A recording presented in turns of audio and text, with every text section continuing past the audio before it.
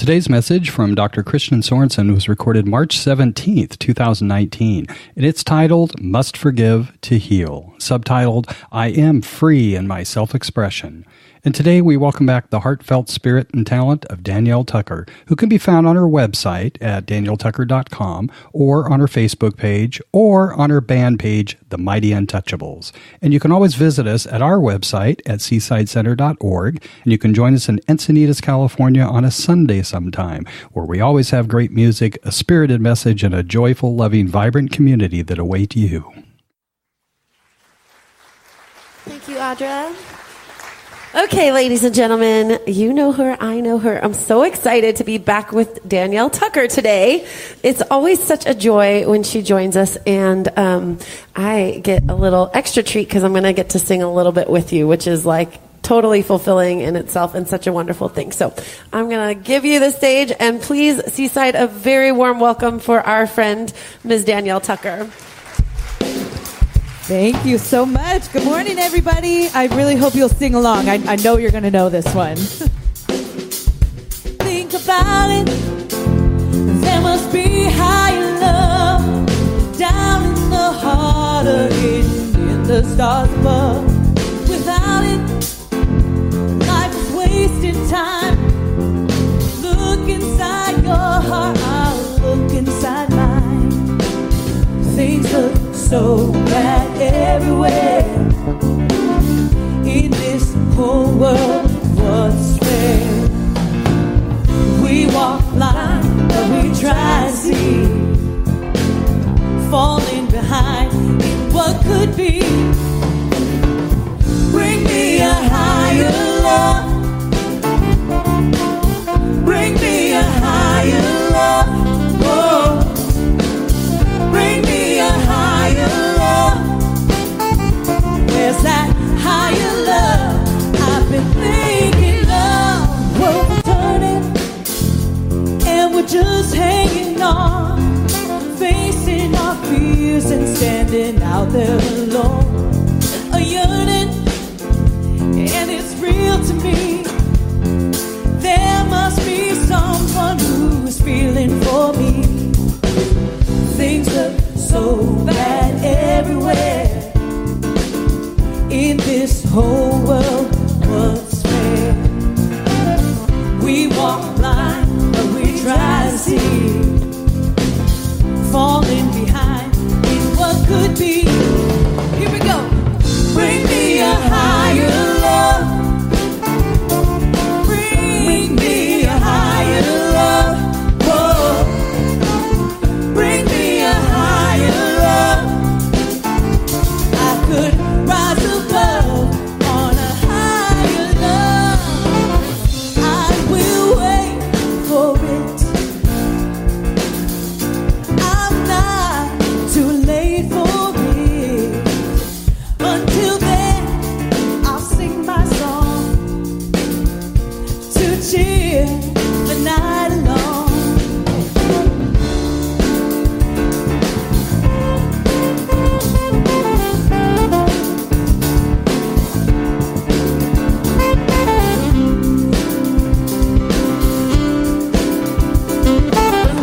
Set the night up with my soul on fire. I can make the sunshine with pure desire. Let that love come over me. Let me feel how strong it could be.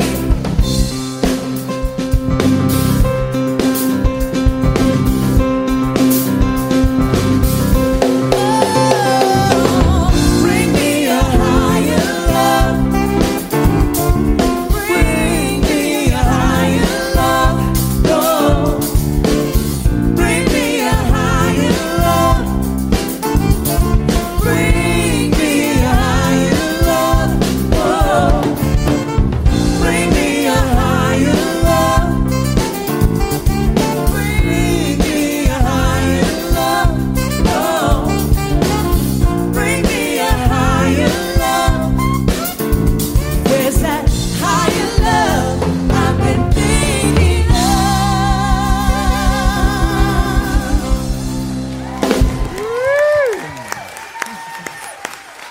That is Danielle Tucker and Carissa with you.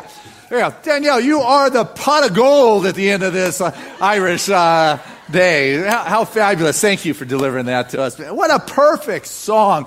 A higher love is really the answer that we're going for with today's message, because today's message is must forgive to heal.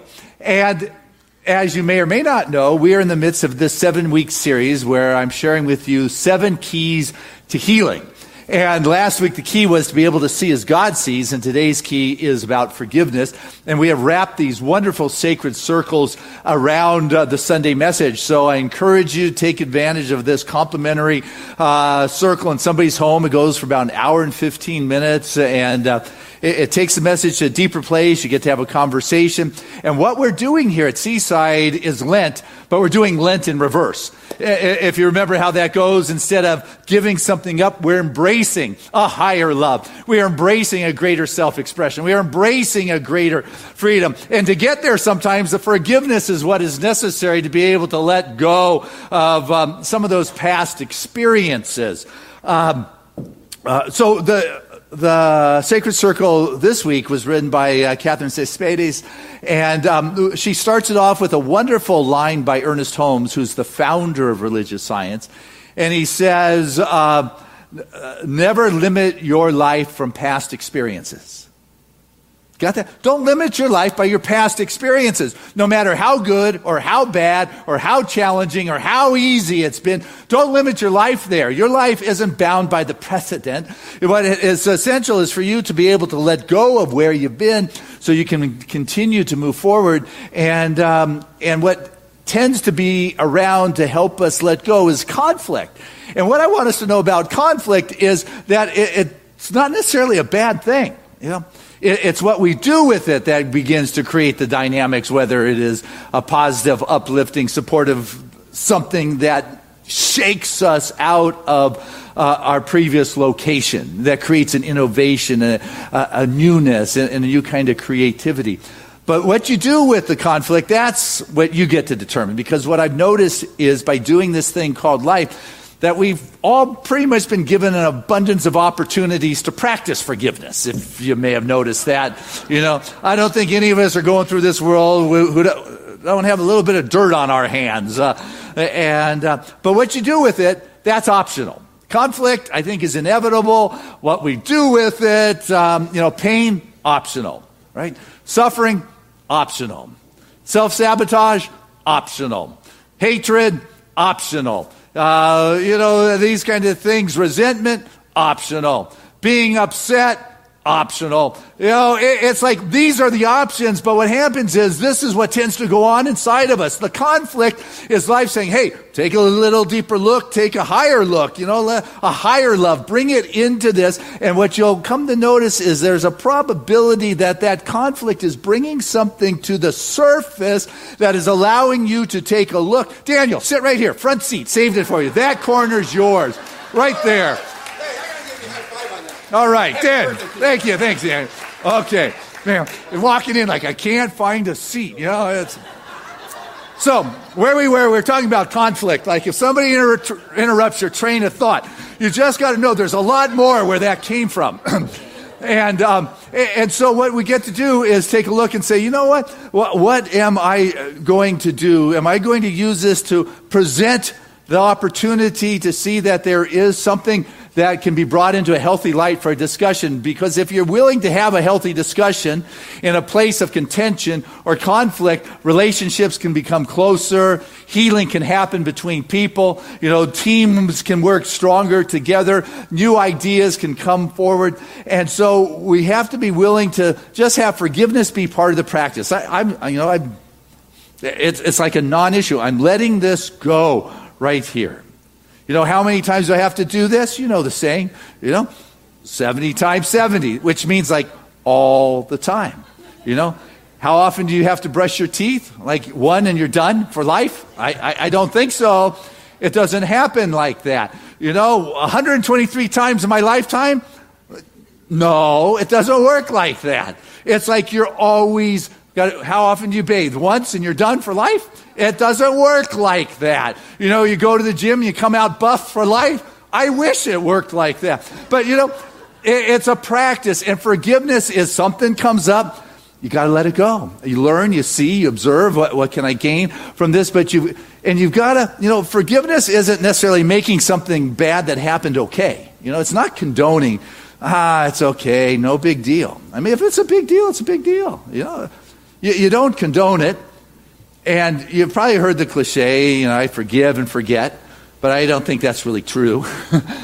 I think you don't forget. There's something at the cellular level that remembers.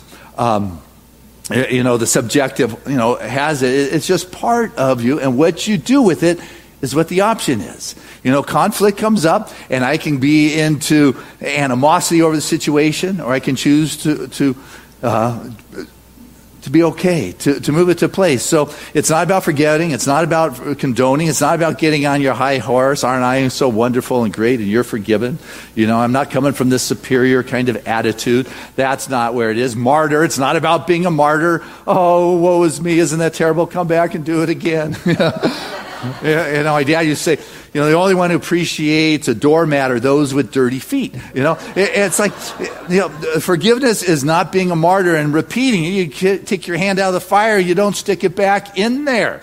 Forgiveness also isn't like a quick fix. A lot of people, I'm going to forgive and everything's going to be good. What I've come to notice about forgiveness, and I'm sorry to bring this up, is that it takes some time for it to, I got one layer done, I'm good, and then boom, it comes up again.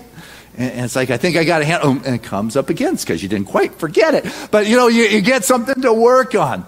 And so, but what forgiveness is an opportunity to practice a higher love. It is a calling to you and say, hey, take a look. Am I going to stay stuck there in my story, or am I going to move to a new place with it?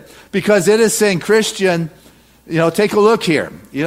If something comes up through conflict or whatever we're calling it, if you don't needlessly antagonize it to become more, that's a good thing.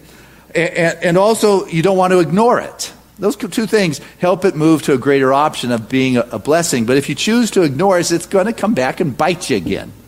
You notice that one? Yeah. And it's usually louder and nastier. And if you don't get it then, it happens again. And if you don't get it in this lifetime, you just bought yourself another lifetime so you can get it. We're not on a time clock. We are on a soul curriculum course, and we're going to get it sooner or later. And I'm a big believer. Let's get it now in this place. But, when something stirs, you got to pay attention. That's the thing. You can't ignore it. There's a guy excited. Springtime like this, pilot, and he was excited to go out in his plane. He has one of those old classic single-engine planes. He went down to the airport, opened up the hangar, took the cover off his plane, fired it up. The engine just poured. It was just in great shape. And he, taxied out into the runway, held right on the numbers, cleared for takeoff, took off. Flying around, looking out, beautiful spring day, and flown all year. The engine's good, everything's wonderful. He's having it, but he has a stick instead of a yoke or a wheel. He has the stick, and it starts to wobble. And it's like, this never really happened before, because the stick controls, the rudders and the wings. It's like you turn, you land. It's an important kind of thing. And it was not very healthy. And then his head starts going, oh no, it's been, hangared all winter. Maybe some rodents crawled up into the tailpipe or in the tail section, and maybe they nailed the cable, because the cable goes from the control to no control. And he's thinking, what do I do? And something inside of him said, go to a song, higher love, take it up. So he pulled the stick back in a quick ascent. He ascended to about as high as the plane would go to the ceiling, and then started sputtering, and he started getting dizzy, because the hypoxia, that lack of oxygen, he levels off and he flies at that level for a while, and the stick begins to be a little bit more solid. And so he turns it around and comes back and lands safely, and he pulls it into the hangar, and he gets out of his plane, and he looks in, takes off on the panels to the tail section, and he noticed 3 rats had indeed crawled up in there, all dead now because of lack of oxygen up there. So he was divinely guided. But what he saw is one of those guys actually had been gnawing and chewing away on the cable, and half of the cable was gone. And had he continued, it probably would have frayed, and he would have had no control up there. And so I love the moral of this story is if you want to get rid of the rats that are chewing your control cables, you got to go up higher. You got to climb higher.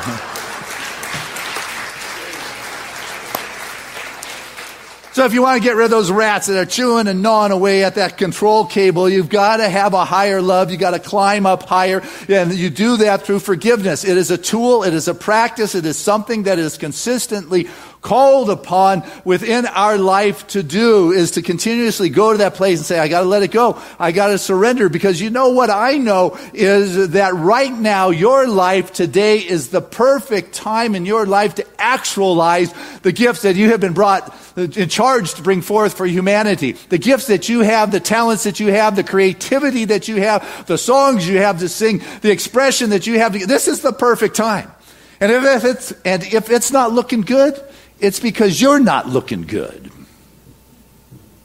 Got that? You're not looking quite right, guys. If it's not looking good, it's because you're not looking good. All of a sudden, you are like selling out tomorrow because of the way you're looking at things now. What needs to be forgiven here today? What needs to be let go of? To lose out on today because you are mourning tomorrow, or you've got fear of tomorrow, or it's like, why are you doing that? Resentment really dampers the light, if you haven't noticed that. It's like a heaviness that sits in the soul that takes like the joy away. Which is why we've got to practice this forgiveness and be able to let it go, because our mind is quick.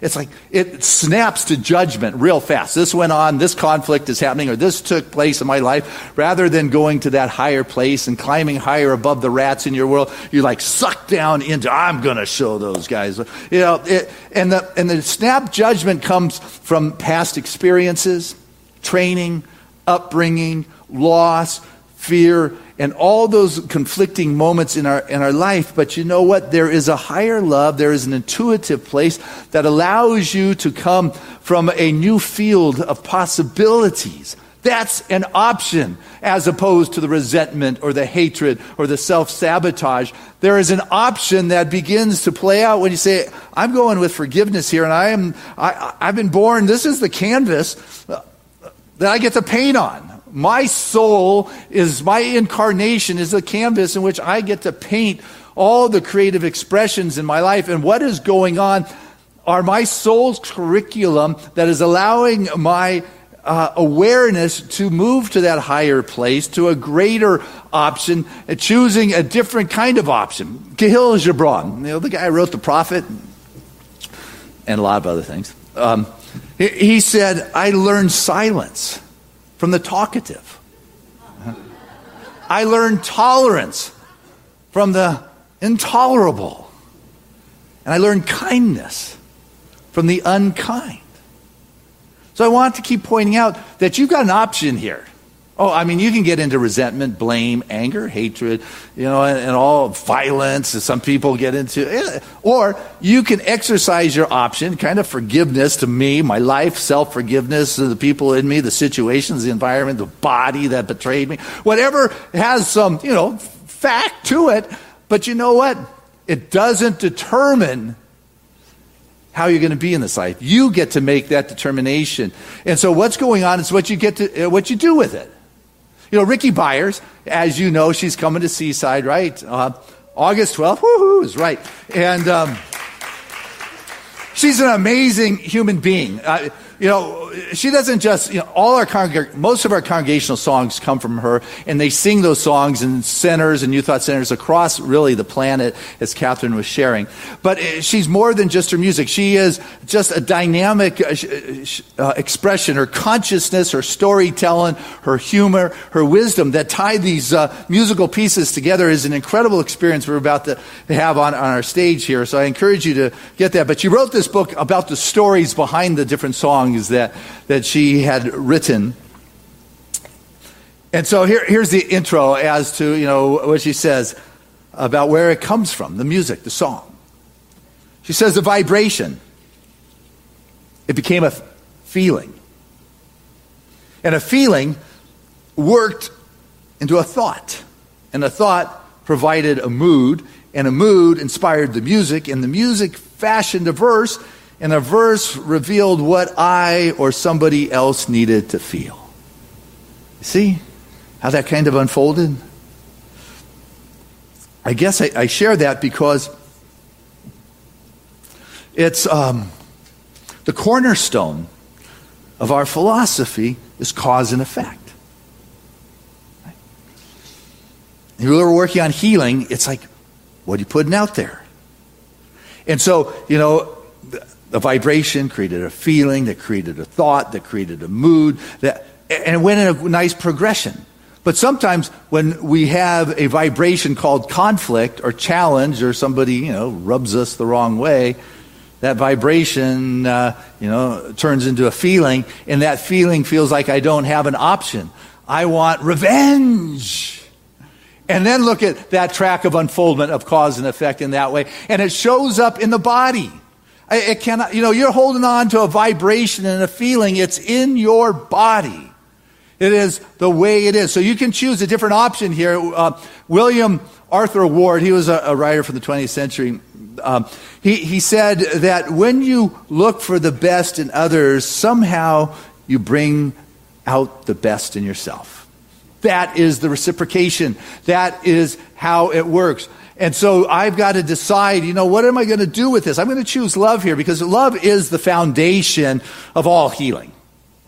We kind of know that. Whether we can get there as an option when someone does us wrong or conflict arises, that's a different story that we're working on. But it says love casts out fear.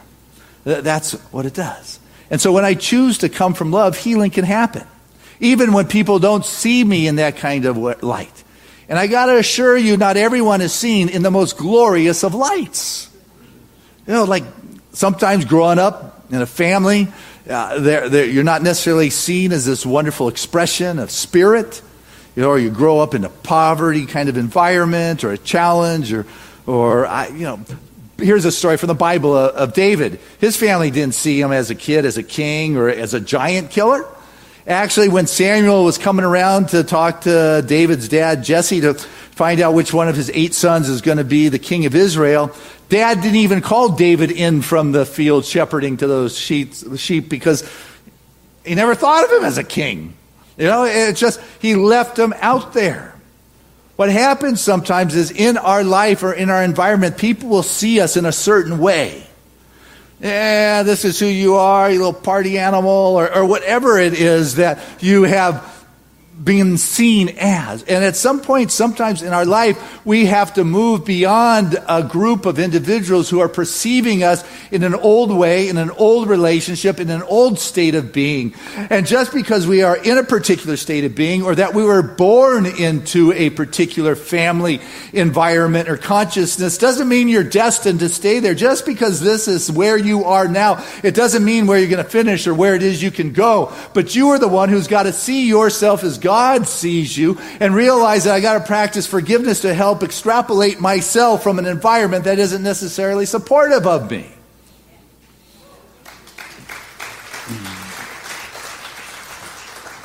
So, if somebody's seeing you sick or impoverished or, an old story of lack or limitation or scarcity, and this is your environment of influence and people that see, that's maybe time to change it up. I'm not saying you need to let go of folks, but, God told Abraham when he was kind of, stuck in his little environment, said, Abraham, you got it all, but you got to leave that.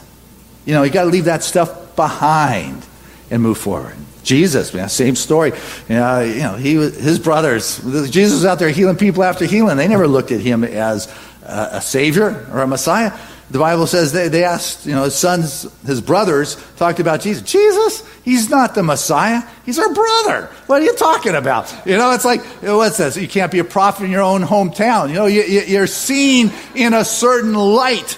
And sometimes you've got to move away from that and say, I'm finished with that one. I'm done. It served me. You grew up in a family and the parents went only so far, and that's the level in which you go to. You get to be, rather than cursed by the family, you get to be the generational curse. You get to be the generational blessing for everyone who comes after you. Now has a fuller path to a greater possibility of self-expression. It comes down to your option as to how you're going to do that. You can be all caught up and not forgive and say, I got stuck here. This was my lot in life. Or I'm going to take responsibility. And as Isaiah said, expand the place of your tent. Stretch those curtains wide. Lengthen the rope. Strengthen the stakes. You've got to do this. You get to decide who you're going to serve this day.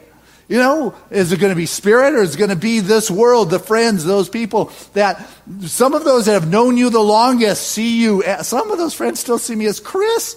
It's like, what? You may not have to call me Reverend Christian, but, at least Christian. It's like some of those that have known you the longest see you how you once were. And you don't need to make that wrong. Whatever path you have taken to get you to where you are today is the perfect path. Whether it's a spiritual upbringing, whether it's a cultural upbringing, whether it is a societal kind of experience that got you in and out of all sorts of dynamics, it's perfect. But that's the option you have, to forgive yourself and others and anything else, and realize, you know what? This has been a blessing to get me to where I am today, and that the Spirit is moving inside of me, and that forgiveness is essential. Emmett Fox, he was a divine scientist, a contemporary of Ernest Holmes. He said that you aren't free until you forgive. Until then, you're connected with a hook that is stronger than steel. Until you forgive, you're not free. You're connected by a hook that is stronger than steel. And forgiveness is the practice. You can make it tough and difficult, or you can say, you know what? I'm not going to be stuck in this jail anymore. Because if I don't forgive, it's a ball and chain that's going to take me down. It is going to not listen to the conflict that is bringing something, giving me the possibility to bring something to the table to look at. I need to check the cable. I need to get a little bit higher, and then come back in and take a look and see what is it that I need to know from this experience that I found myself in.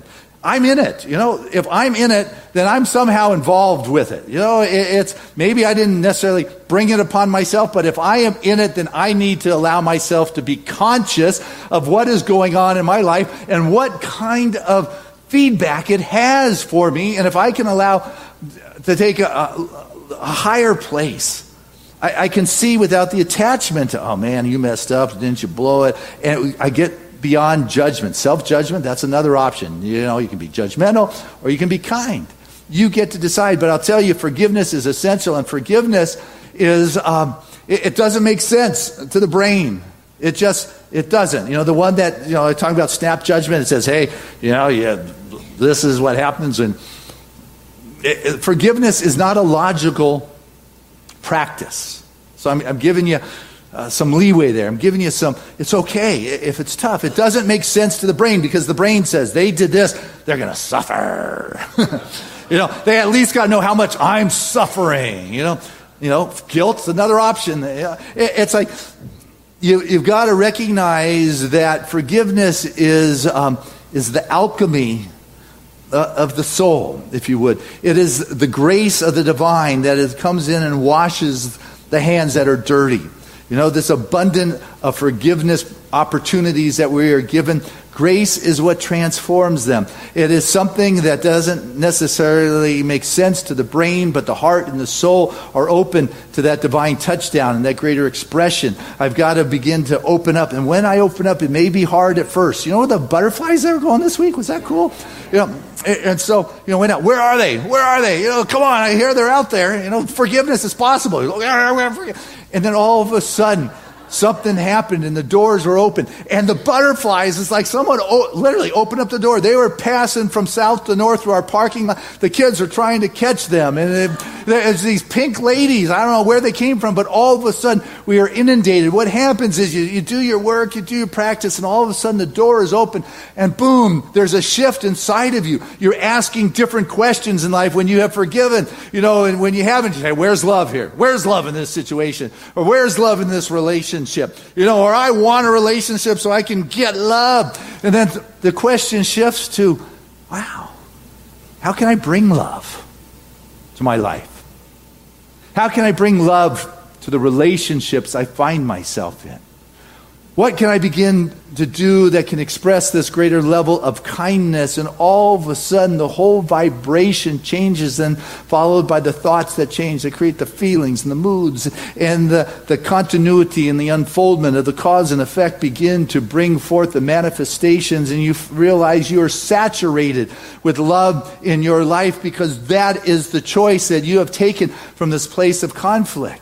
It's where people working on abundance. How do I get more money? How do I get more clients? How do I get more? And all of a sudden, there's a new question that comes up in your soul as the butterfly doors have been opened, if you would. And it's like, how can I give more?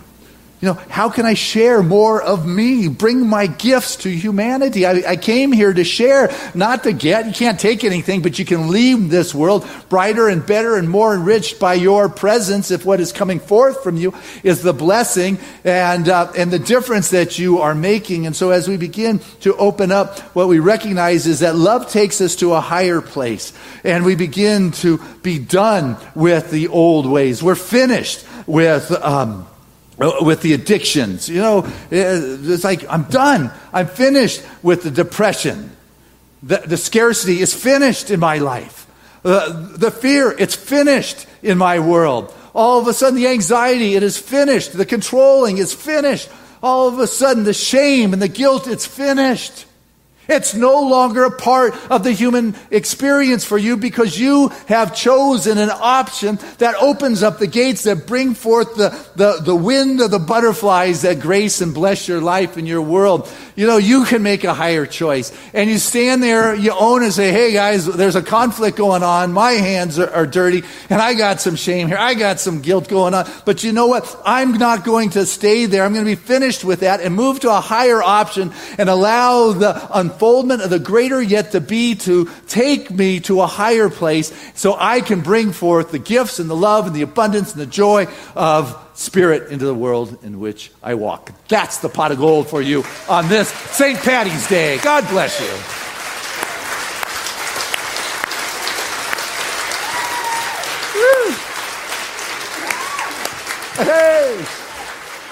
Hey, let's keep it going as we bring back to the stage Danielle Tucker.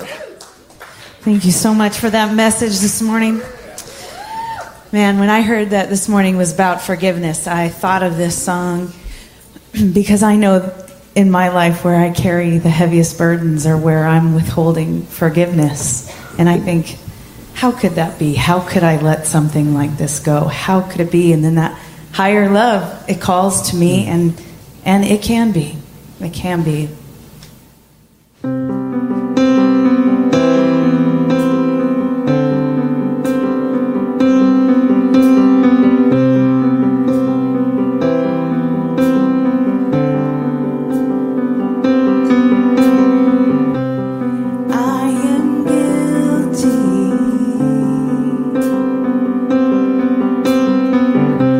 Ashamed of what I've done, what I've become. These hands are dirty.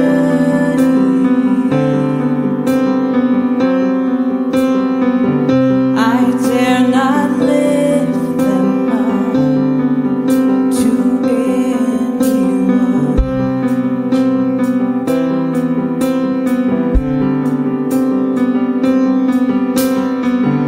I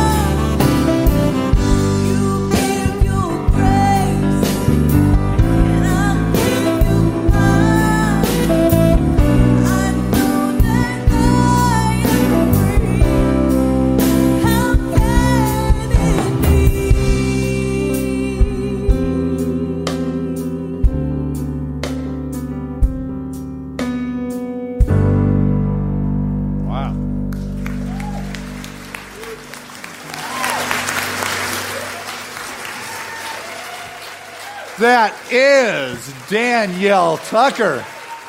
Another perfect pick of a song for this morning. That is amazing. Thank you. What a great song. You know that Danielle used to be the musical director of a mega church with 1,000 people on a Sunday in Poway.